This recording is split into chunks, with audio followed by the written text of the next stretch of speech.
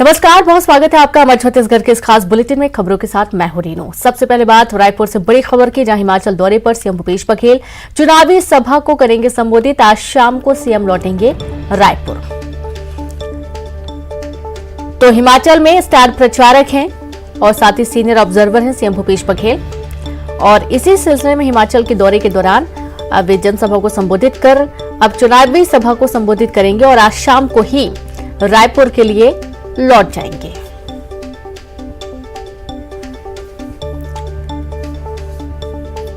तो हिमाचल में चुनाव के चलते एक अहम जिम्मेदारी मुख्यमंत्री भूपेश बघेल को है और चुनावी सभा को संबोधित करेंगे सीएम। छत्तीसगढ़ का मॉडल सभी के सामने रखा जाएगा। कांग्रेस सरकार के दौरान क्या कुछ काम किए गए हैं और उससे क्या लाभ मिला है हम लोगों को, ये तमाम बखान। और आप ये देखिए कि आज शाम को सीएम रायपुर लौट आएंगे, अपने कुछ अन्य कार्यक्रमों में व्यस्त हो जाएंगे। लेकिन आज जो हिमाचल का दौरा है ये काफी महत्वपूर्ण है, क्योंकि 12 तारीख को वोटिंग है और इस सिलसिले में हिमाचल में कांग्रेस का जो पूरा प्लान है वो बताना, और क्यों बेहतर कांग्रेस सरकार छत्तीसगढ़ में काम कर पा रही है, क्या तरीका है, ये तमाम चीजें और कई सारे मुद्दे जिनको लेकर प्रमुखता से मुखर होकर मुख्यमंत्री भूपेश बघेल उठाते आ रहे हैं। और चलिए अगली खबर है छत्तीसगढ़ से। कांग्रेस सांसद रंजीत रंजन आज से बस्तर का दौरा करेंगे। उन्होंने न्यूज 18 से खास बातचीत में कहा कि राज्य सरकार ने बहुत अच्छा काम किया है, तो इसका प्रचार करना जरूरी है। उन्होंने बताया कि पहले बस्तर में स्काउट एंड गाइड के कार्यक्रम में शामिल होंगी और सुकमा में लोगों से मुलाकात करेंगी। इसके साथ ही उन्होंने बीजेपी पर जमकर निशाना साधा। अगली खबर, भानु प्रतापपुर उपचुनाव के लिए आज से नामांकन, 17 नवंबर तक चलेगा नॉमिनेशन। बीजेपी और कांग्रेस ने अभी तक नहीं खोले अपने पत्ते। 5 दिसंबर को मतदान, 8 दिसंबर को वोटों की गिनती की जाएगी। तो रायपुर से खबर है, जहां भानु प्रतापपुर उपचुनाव के लिए आज से नामांकन दाखिल किया जाना है और 17 नवंबर तक नॉमिनेशन किया जाएगा। बीजेपी और कांग्रेस ने अभी तक पत्ते नहीं खोले हैं। 5 दिसंबर को मतदान होना है और 8 दिसंबर को वोटों की गिनती की जाएगी। बड़ी खबर है रायपुर से, भानु प्रतापपुर उपचुनाव के लिए आज से नामांकन भरने की जो प्रक्रिया है वो शुरू हो जाएगी और ये प्रक्रिया 17 नवंबर तक चलेगी।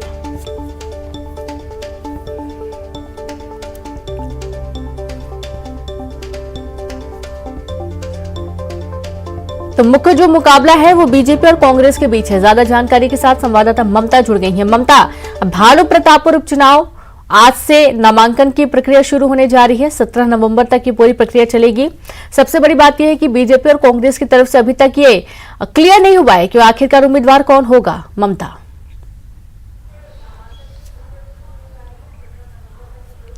बिल्कुल, देखिए आज से भानु प्रतापपुर उपचुनाव को लेकर नामांकन प्रक्रिया शुरू होगी, 17 नवंबर तक रहेगी। बीजेपी और कांग्रेस अगर हम दोनों की बात करें तो दोनों ही पार्टियों को लेकर ये लग रहा है कि 17 नवंबर चूंकि नामांकन दाखिल करने की आखिरी तारीख है, ऐसे में उसके पहले ही 15 कांग्रेस जिस तरह से इशारा करी थी कि 15 नवंबर को जो है वो जो प्रत्याशी है उसके नाम की घोषणा हो सकती है। और बीजेपी के साथ भी यही संभावना व्यक्त की जा रही है कि 15 नवंबर तक वो लोग नाम की घोषणा कर देंगे। पिछले दिनों कांग्रेस चुनाव समिति की बैठक हुई थी और 14 नाम जो है वो सामने लाए गए हैं और उन 14 नामों की सूची बनाकर हाईकमान को भेज दी गई है, जिसके बाद में वहां से नाम पे मुहर लगेगी। बीजेपी से भी पर्यवेक्षक दल कल भानु प्रतापपुर गया हुआ है और वहां पर दौरा करने के बाद में जो है वो कहा जा रहा है कि नाम जो है वो फाइनल किया जाएगा। बीजेपी की भी बैठक होगी जहां पर नामों के कितने नाम हो सकते हैं, संभावित नामों पर चर्चा होगी और उसके बाद में एक नाम पर मुहर लगेगी। जाहिर तौर पर चाहे बीजेपी हो चाहे कांग्रेस, दोनों के लिए ये जो उपचुनाव है काफी प्रतिष्ठा का सवाल है। ऐसे समय में जब विधानसभा चुनाव जो है वो बहुत ज्यादा दूर नहीं है और ऐसे में ये जो चुनाव के नतीजे हैं काफी मायने रखते हैं। बस्तर और सरगुजा दोनों ही जगह पर अगर हम बात करें तो बीजेपी नील है। तो जाहिर तौर पर वो चाहेगी कि भानु प्रतापपुर उपचुनाव के जरिए जो है एक अच्छी जो है वो दस्तक हो सके, यानी कि शुरुआत हो सके। लेकिन कांग्रेस जो है, कांग्रेस भी अपने पूरी ताकत झोंकने की बात कह रही है, क्योंकि इस कांग्रेस का कहना है कि सरकार ने अब तक जो काम किया है उस पर मुहर लगेगी। और चूंकि बस्तर का एक तरह से कह सकते हैं कि चारमा से जो है वो बस्तर का दरवाजा कहा जाता है कि एंट्रेंस गेट कहा जाता है, और जो उसी विधानसभा क्षेत्र का इलाका है भानु प्रतापपुर भी, भानु प्रतापपुर के, तो ये कहीं ना कहीं साफ तौर पे दोनों ही पार्टियां जो है ये कोशिश करेंगी कि ऐसे प्रत्याशी को सामने लाया जाए जहां पर दोनों एक दूसरे को कड़ा जो है वो चैलेंज दे सके। जी बिल्कुल। ममता, यहाँ पर जो सावित्री मंडावी हैं उनका नाम तो सामने आया है कांग्रेस की तरफ से कि संभावित वो उम्मीदवार हो सकती हैं।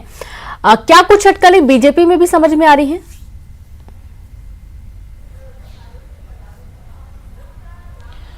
देखिए, सावित्री मंडावी को लेकर जब उन्होंने नौकरी छोड़ी तो ये पूरी तरीके से ये माना जा रहा था कि सावित्री मंडावी को टिकट दी जाएगी।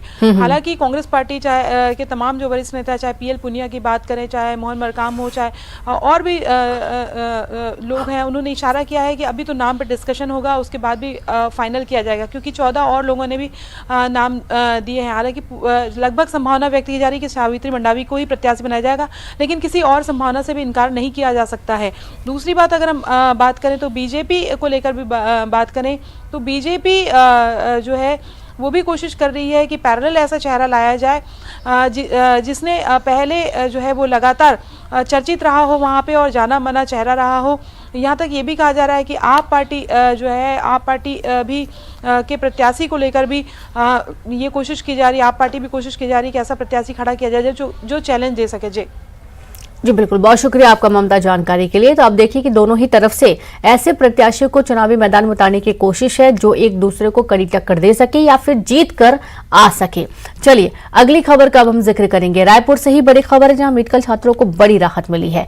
चंदूलाल चंद्राकर मेडिकल कॉलेज को बड़ी राहत मिली। एमबीबीएस की 150 सीटों पर हो सकेगा एडमिशन। नेशनल मेडिकल कमीशन ने अनुमति दी है और इसके लिए मांग भी चली आ रही थी और आप देखिए कि काफी विरोध भी किया गया, तब जाकर ये खुशखबरी मेडिकल छात्रों को मिली है, बड़ी राहत मिली है। रायपुर से आपको बड़ी खबर दे रहे हैं। चंदूलाल चंद्राकर मेडिकल कॉलेज को मिली राहत, बड़ी राहत। एमबीबीएस की 150 सीटों पर हो सकेगा एडमिशन।